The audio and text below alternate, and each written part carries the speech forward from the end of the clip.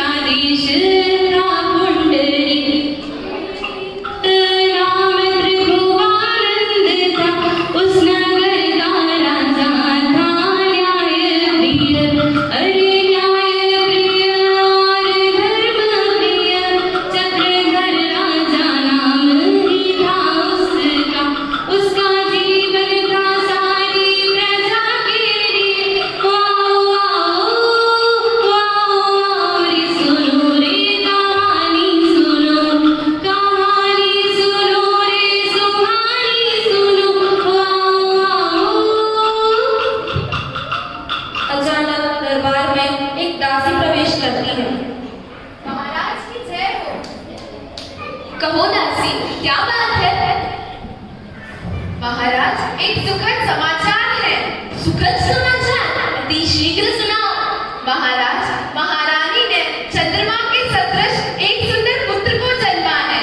वाह! सब ढोल बजाओ, खूब नाचो। आज मेरा भाग्य जगमगा उठा है। मेरे यहाँ पुत्री का जन्म हुआ है। घर घर ऐसी रोशनी करो मानो दिवालियां हो, और खूब नाचो, खूब गाओ। धन्य है पुत्री का जन्म। लो दासी, ये लो। महाराज की जय हो, राजकुमारी की जय हो। मंत्रीवर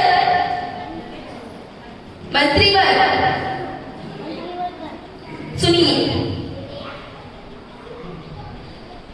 आज मैं बहुत खुश हूँ। चाहिए मंदिर में अनुष्ठान करवाइए और संपूर्ण राज्य में मिठाइयां वितरित करवाइए और विशाल धार्मिक शिविरों का आयोजन करवाइए। इसकी घोषणा उद्घोषक के द्वारा संपूर्ण राज्य में करवाइए। जो आ गया महाराज।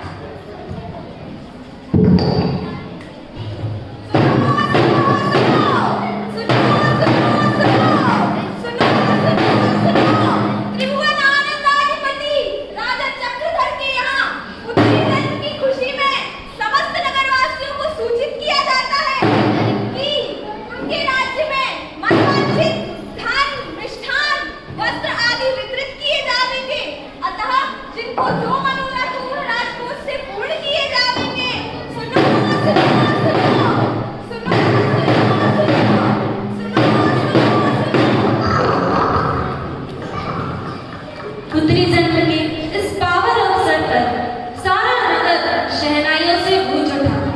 सभी नगरवासी प्रसन्न हो उठे। रानी तो अपनी पुत्री को बचपन से ही धार्मिक संस्कार देने लगी। वह अपनी पुत्री को क्या संस्कार देती है, आइए देखते हैं।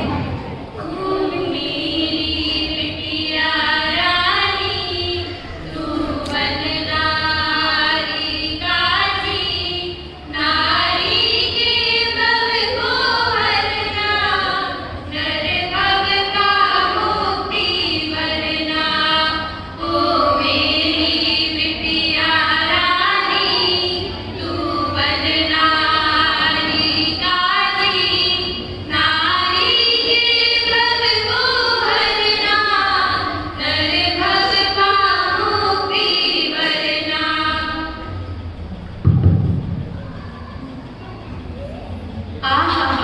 चांदनी में मन को शीतलता प्रदान करने वाला ऐसा सौंदर्य और पुष्पों की समान कोमलता, ऐसी पुत्री को पाकर मैं धन्य हो गया।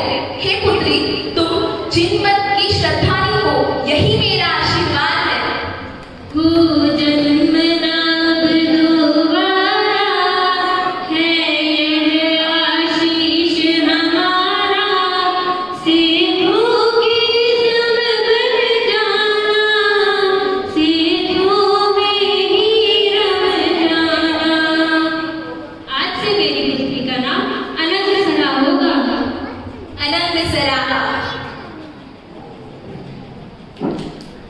समय के साथ साथ अनंगसरा के संस्कारों में भी बढ़ोतरी हुई। 8 वर्षीय छोटी सी अनंगसरा अपनी माँ से क्या कहती है, आइए देखते हैं।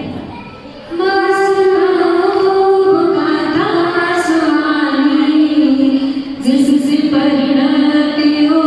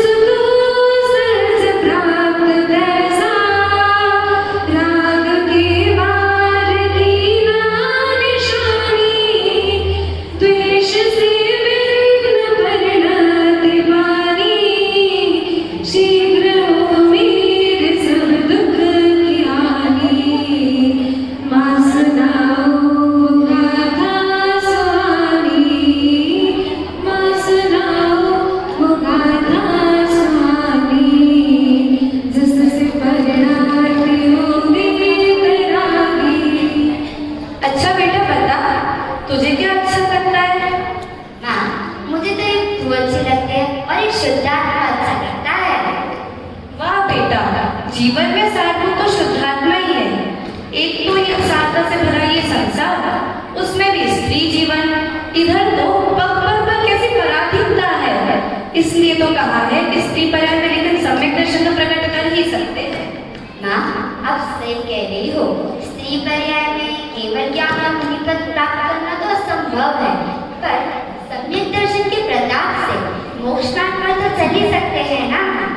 बेटी, सम्यक जीवन होने पर चित्र विचित्र अनेक प्रसंगों में संक्लेश भाव होते हैं, किंतु इस स्त्री पर्याय में भी हम सम्यक दर्शन प्राप्त कर सकते हैं। और इससे भी अगर हम इससे भी पार चैतन्य की आत्मा में लीन जागृत भाव उत्पन्न करेंगे तो इससे भी हमारा भला होगा। माँ, आप जैसे धर्मात्मा माता के मिलने से मुझे बड़ा आह्लाद होता है।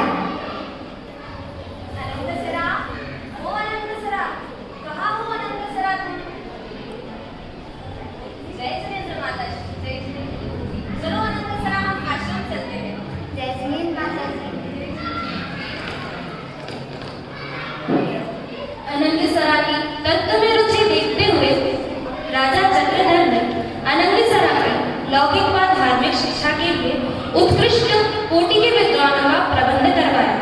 आइए गुरुजी, जब अनंगसरा को पढ़ा रहे हैं तो वे क्या पढ़ाते हैं देखते हैं। कल जो हमने पंचवरावटन संसार का स्वरूप समझा था, वो तो तुम सबको समझ आ ही गया होगा ना? हाँ गुरुदेव। अच्छा ठीक है, फिर तुम सुभाषित सुनाओ।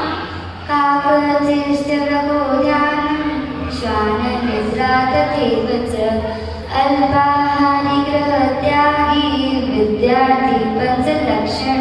शाबाश पुत्री, चलो अब तुम इसका अर्थ करो। जी गुरुजी। कौवे के समान दृष्टि, बगुले के समान ध्यान, स्वान की तरह निद्रा, अल्पाहार और ग्रह त्याग, ये विद्यार्थी के 5 लक्षण हैं। बहुत बढ़िया। अब हम सभी जिनवाड़ी का रहस्य समझेंगे, क्योंकि हम सभी का कल्याण तो तत्व ज्ञान में ही है। जो ये जो संसार है ना, वह 6 द्रव्यों से बना है और स्वतः निर्मित है। ना ही इसका कोई करता है और ना ही इसका कोई सृष्टा है, और इसमें प्रत्येक द्रव्य का परिणाम स्वतंत्र रूप से होता है। गुरुदेव, यदि सृष्टि की समस्त कार्य स्वतंत्र है तो भगवान क्या करते हैं? जो कार्य हम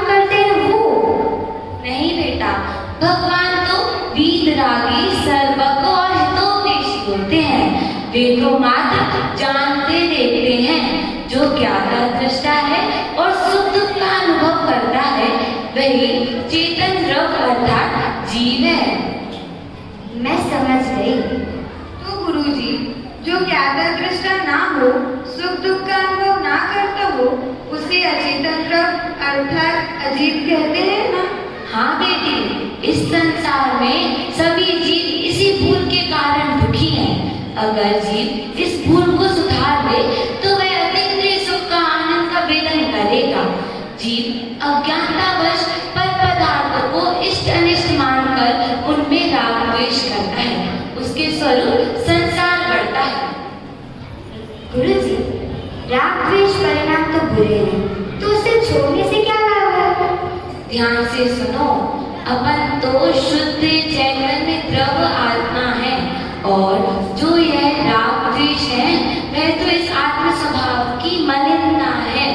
यदि हम अपने आत्म स्वभाव का वेदन करेंगे तो हमें अतीन्द्रिय प्रचुर सुख का अनुभव होगा। अब कभी भी अपने जीवन में कितनी भी विषम परिस्थिति क्यों ना आए, हमको अपने आत्म स्वभाव को मलिन नहीं करना है। सदा ही समता में जीवन धारण करना है और अहिंसा में पंथ को कभी नहीं भूलना है। गुरुदेव, आपका मुझ पर अनंत उपकार है। आपकी दी गई हुई शिक्षा का मैं सदा स्मरण करूंगी। धर्म मार्ग से कभी भी भ्रष्ट नहीं होंगी। ज्ञानानंद स्वभाव आत्मा को प्राप्त करूंगी तथा अहिंसा में धर्म का पालन करूंगी। अब स्वाध्याय का समय पूरा होता है, शेष चर्चा कल करेंगे।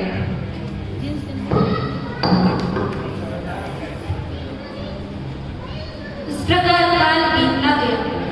अध्यात्म और भेद विज्ञान से ओतप्रोत अनंत सरा 8 वर्ष से 18 वर्ष की आयु में पदार्पण करती थी। एक दिन अनंत सरा अपनी सखियों के साथ उद्यान में खेल रही होती है। देखते हैं वहां क्या होता है।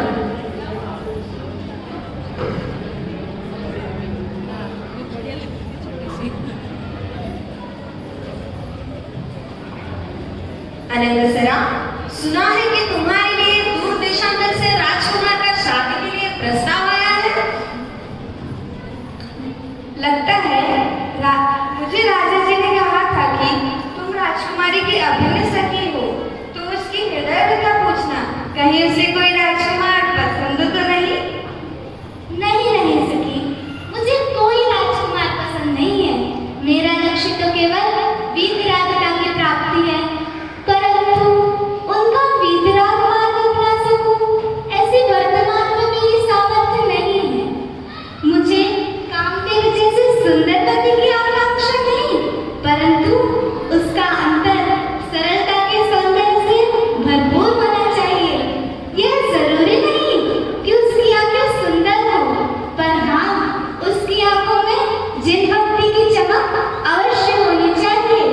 यह जरूरी नहीं कि वह राजाओं का राजा हो, पर हाँ, वह जिन चरणों का दास अवश्य होना चाहिए। अरे अनंगसरा, मुझे किसी पुरुष के बच्चों की ध्वनि सुनाई दे रही है। लगता है अनंगसरा के सपनों का राजकुमार आ ही गया है। नहीं सखी, मुझे तो किसी अमंगल की आशंका हो रही है।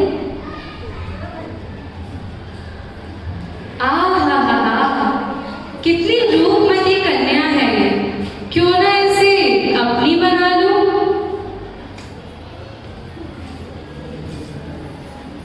अरे कौन हो तुम और यहाँ क्या कर रहे हो?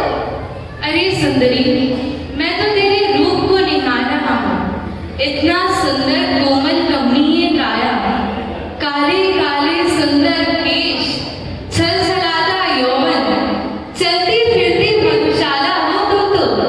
अरे एक दो घूंट पीने को मिल जाए तो। अरे डराधा, तुझे ऐसे कुवचन बोलते हुए कभी भी लज्जा नहीं आती? तेरी जिह्वा के शत खंड नहीं हो जाते? कृपा करके अपने से चले जाओ। चला जाऊं? अरे सुंदरी, कहाँ जाऊं? तेरे रूप को देखकर तो मैं बेकाबू होता जा रहा हूँ। तुम्हारे रूप ने तो मुझे पागल बना दिया है सुंदरी।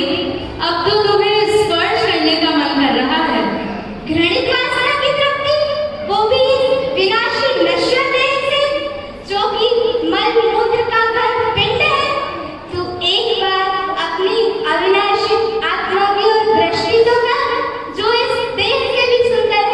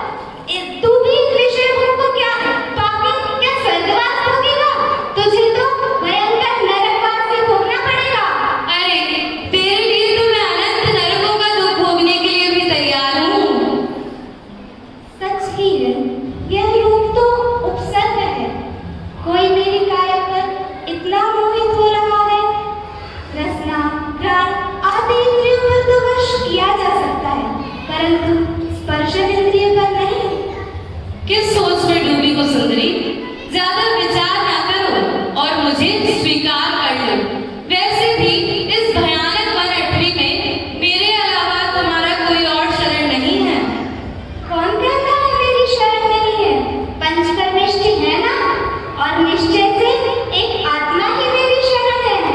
अरे छोड़ो ना ये धर्म की बातें, इनमें रखा है क्या है? एक तो अनुभव मिला है, वो भी विषय भोगों को भोगने के लिए मिला है, और मैं उसे यूं ही गवा दूं? नहीं नहीं नहीं नहीं, आओ मेरे पास आओ, आओ आओ और सुनो रे कहानी सुनो, कहानी सुनो रे सुहानी सुनो, आओ और सुनो रे कहानी सुनो, कहानी सुनो रे सुहानी सुनो, आओ आओ।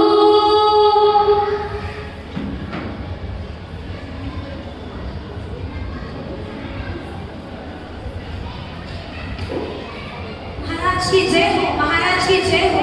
महाराज महाराज महाराज, राजकुमारी अनंतसरा का अपहरण हुआ है महाराज।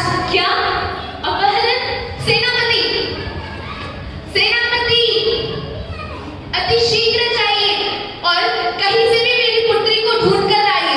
आकाश से, पाताल से, वन से, शमशान से, कहीं से भी मेरी पुत्री को ढूंढ कर लाइए। जाइए सेनापति।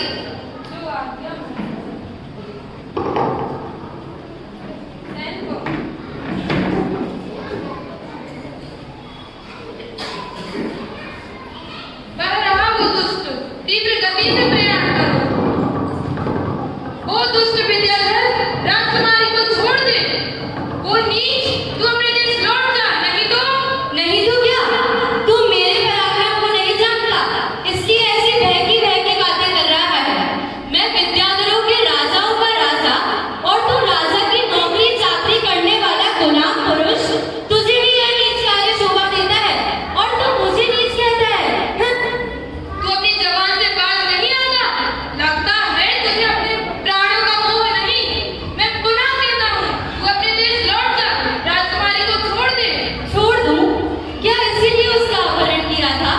अरे उसे तो मैं अपनी समस्त पत्नियों में पटरानी बना के रखूंगा। इतनी सुंदर कन्या को छोड़ दूं? ना ना ना। वो कामांध पुरुष, तुझे ऐसा दुष्कृत्य करने से पहले मुझसे युद्ध करना होगा। तू मेरे बाणों से बच नहीं पाएगा। चक्रधर सेनापति और विद्याधर के बीच में युद्ध होने लगता है। युद्ध विकराल रूप ले लेता है। मैं महारानी को लेकर कहीं पलायन कर जाता हूँ। सैनिकों, वह भाग रहा है, तीव्र गति से जा रहा है, देखो कहीं भाग न जाए। अरे ये सैनिक तो हमारा पीछा छोड़ ही नहीं रहे हैं। मैं राजकुमारी को इस भयानक वन में ही छोड़ देता हूँ। अनंतसरा को इस भयानक अग्नि में छोड़कर भाग जाता है, पश्चात छिप जाता है। यहाँ राजा चक्रधर के यहाँ क्या होता है, आइए देखते हैं। सेनापति जी, वह तो कोई भाग गया है। कोई बात नहीं, राजकुमारी को ढूंढो, वो इसी मां जंगल में होगी। तीव्र गति से ढूंढो, राजकुमारी को अति शीघ्र ढूंढ निकालो। राजकुमारी जी कहाँ है? राजकुमारी जी, आप कहाँ हैं?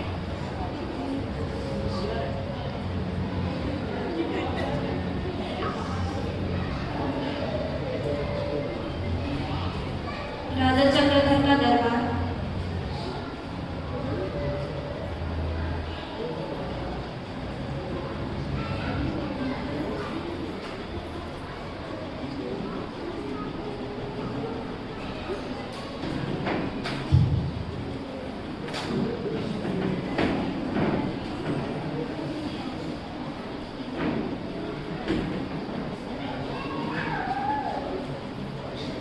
महाराज, राजकुमारी जी कहीं नहीं मिली।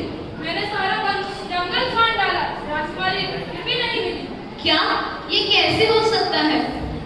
फिर से जाओ और फिर से हर जगह ढूंढकर राजकुमारी को लेकर आओ। तो आ गया महाराज। बहुत खोजने के बाद भी राजकुमारी नहीं मिली। इधर विद्याधर पुनः भयानक अटकी पर आता है राजकुमारी को खोजने के लिए। सुंदरी, सुंदरी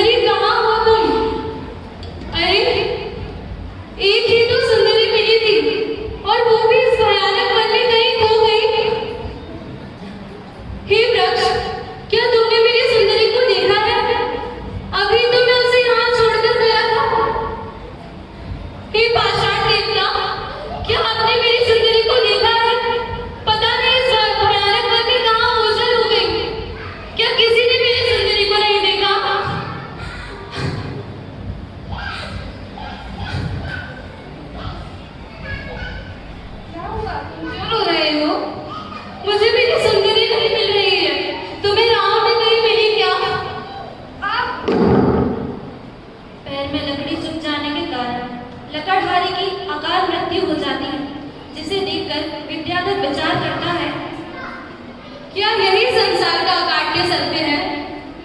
क्या मेरी सुंदरी जिस पर मैं इतना मोहित हो रहा था, वह भी एक दिन इसी तरह जलकर राख हो जाएगी? मृत्यु ही संसार का अकाट्य सत्य है। ये संयोग और वियोग तो सब कर्माधीन है। मैं संसार में अत्यंत दुखी हो चुका हूँ। अब मुझे आत्मकल्याण करना है और करना ही है।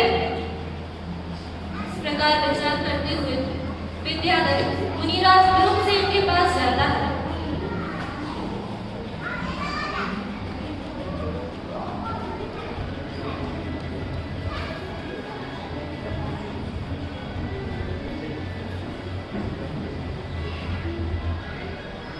अरे, वन में ये कौन बैठा है जिनके चारों ओर शांति ही शांति है?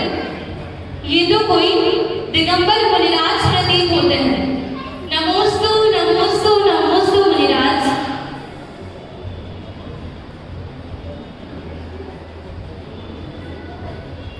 धर्मवृद्धिरस्तु। मुनिराज, मैं इस संसार में अत्यंत दुखी हो चुका हूँ। मुझे जन्म मरण के अभाव की औषधि बतलाइए। हे भव्यजीव, भोगों को त्याग कर आत्मानुभूति पूर्वक संयम धारण करो। अपनी आत्मशक्ति को शरीर, इंद्रियों, विचारों और विकल्पों से हटाओ। अपने उपयोग को अखंड आत्मा की ओर अभेदपने स्थापित करना ही स्वानुभव है और यही सुख का सच्चा उपाय है। धन्य मुनिराज, धन्य। आपने मुझे जो मुक्ति का उपदेश बताया है, उसे पाकर मैं कृतकृत्य हो गया और आज ही मैं जैनेश्वरी दीक्षा अंगीकार करता हूँ।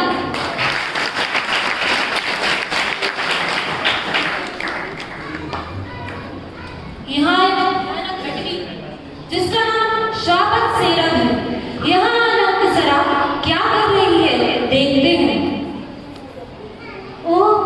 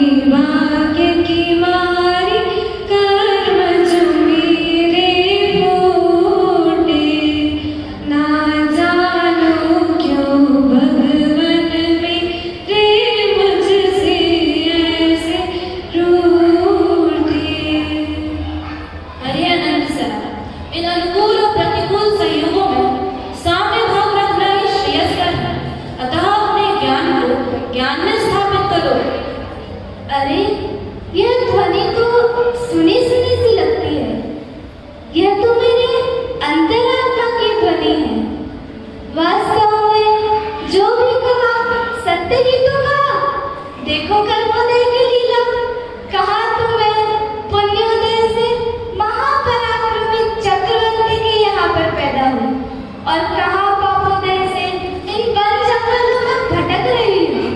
ये कर्म, ये शेर, ये सब मुझसे भिन्न है। मैं तो केवल निष्कर्म स्वभावी एक चिन्मात्र आत्मा हूँ।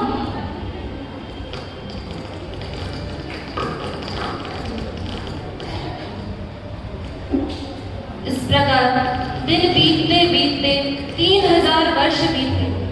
एक दिन अनंतसरा ध्यान में बैठी हुई थी और उसे ख्याल आया कि उसकी आयु मात्र 3 दिन शेष रह गई थी। अनंतसरा अपने ध्यान में लीन रहने लगी। विषयों से दूर रहने उसने देवव्रत और देशव्रत धारण कर लिए। यह नियम ले लिया कि वह मात्र 100 कदम ही चलेगी, चाहे कितनी भी विषम परिस्थितियां क्यों न आए, वह अपना नियम भंग नहीं करेगी।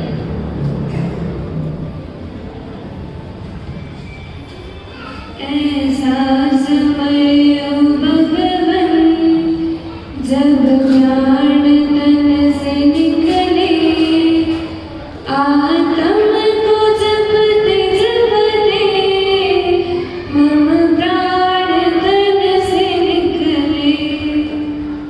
अरे, ये तो राजा चक्रधर की पुत्री अनंतसरा है।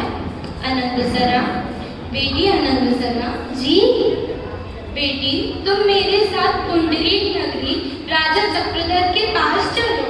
मुझे क्षमा कीजिए, मैं आपके साथ नहीं चल सकती। परंतु क्यों बेटी? क्योंकि मैंने दिग्व्रत और देशव्रत अंगीकार किया है। परंतु बेटी, मुझे क्षमा कीजिए, मैं किसी भी परिस्थिति में मेरा नियम भंग नहीं करूंगी। वह विद्याधर पुंडरीक जाकर राजा चक्रधर को अनंतसरा के मिलने की सूचना देता है। देखते हैं वह क्या होता है। महाराज, राजकुमारी महाभयानक अटवी में जीवन यापन कर रही है। आप शीघ्र चलिए। क्या क्या तुम्हें पता है मेरी पुत्री कहाँ है? चलो विद्याधर, अति शीघ्र चलो, जहाँ मेरी पुत्री है मुझे वहाँ ले चलो। कहाँ है मेरी बहन? अति शीघ्र प्रयाण कीजिए। राजा और रानी उस भयानक अटवी में अनंतसरा को देखने आते हैं। वहां वे देखते हैं कि अनंतसरा को अजगर निगल चुका होता है। हे भगवान, यह क्या? मेरी पुत्री! महाराज कुछ कीजिए महाराज, मेरी पुत्री महाराज! पुत्री, घबराना नहीं, बिल्कुल घबराना नहीं। अभी मैं इस दुष्ट का काम तमाम करता हूँ। नहीं नहीं पिताजी, इस निर्दोष प्राणी को मत मारिए पिताजी, इस पर दया कीजिए। मगर तुम मेरी बेटी हो। मैं अभी इसे मारकर तुम्हें मौत की मुंह से बचाता हूँ बेटी। पिताजी, हम जानते हैं आप शक्तिशाली हैं और ये कमजोर प्राणी है। भला इसको मारकर क्या लाभ प्राप्त होगा? आप तो जिनेंद्र देव के उपासक हैं, अहिंसा के आराधक हैं। इस पर दया कीजिए पिताजी, इस पर दया कीजिए। मगर बेटी, ये दुष्ट प्राणी जो कि तुम इसके सामने मेरे सामने मौत की मुंह में जा रहे हो और मैं तो कुछ भी नहीं कर पा रहा हूँ। क्या बचा पाएंगे पिताजी आप? स्वयं को राग से बचाना ही तो परम पुरुषार्थ है। पिताजी, इस पर दया कीजिए, इसे मत मारिए पिताजी, इसे मत मारिए। मगर बच्ची, हाय ये कैसा खेल है जो मैं अपनी आंखों के सामने अपनी बच्ची को मौत के मुंह में देखकर उसको बचा नहीं पा रहा। मेरा इस चक्रवर्ती बना का क्या फायदा जो अपनी बच्ची को ही नहीं बचा पा रहा। हमने तुम्हें कितने प्यार से पाला था पुत्री, तुम्हारे जन्म पे हमने कितनी खुशियां मनाई थी। अब हम तुम्हारे लिए रो रो के प्राण तज देंगे पुत्री, रो रो के प्राण तज देंगे। माताजी, इस संसार में कोई सुख दुख नहीं है, बस सब कुछ अपने परिणामों का ही खेल है। सुख दुख दाता कोई ना,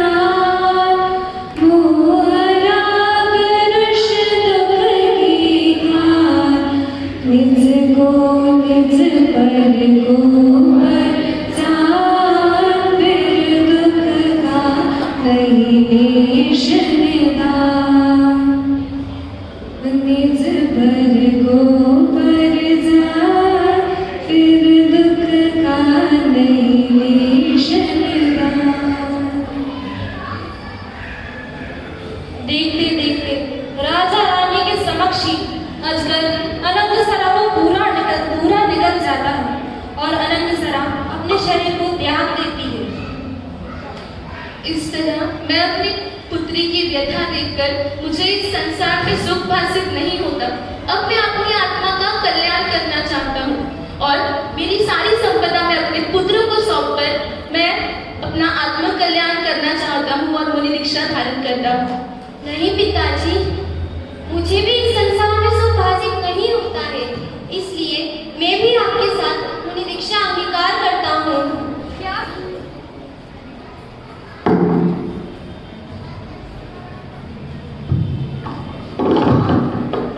संसार लगने लगा बरसात निज गायक की सदी आई। संसार लगने लगा बरसात निज गायक की सदी आई। यदि योगी नागर की महिमा पार द्वादश अनुपेक्षा